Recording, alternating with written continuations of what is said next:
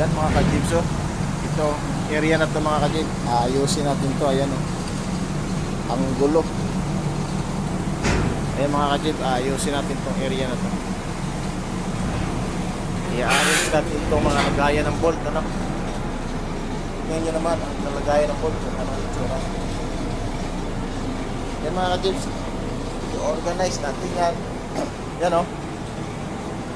Grabe mga ka-jibs, tambak na lang, tambak, no? Bali, ayusin natin ito mga ka-jibs. Papagandahin natin tong lagayan ng ating mga bolt, no? Yan. Grabe mga ka-jibs.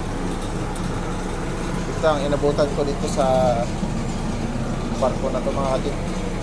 Walang saktong lagayan ng mga bolt, no? So ako na ang narito mga ka-jibs. Aayusin natin to. Ayan.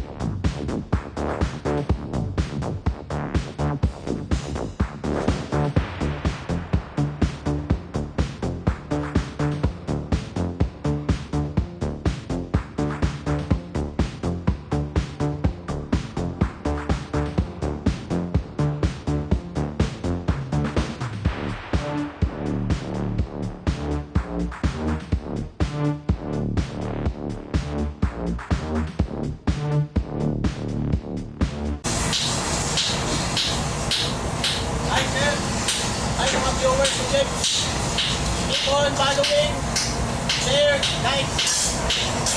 Kayo, shout out sa mga taga sa Pagdugan, sa Manila, mga friends ko, sa Tabaco. Dito na ako ngayon kay James TV. Woo! Woo! Go! Over naman yan.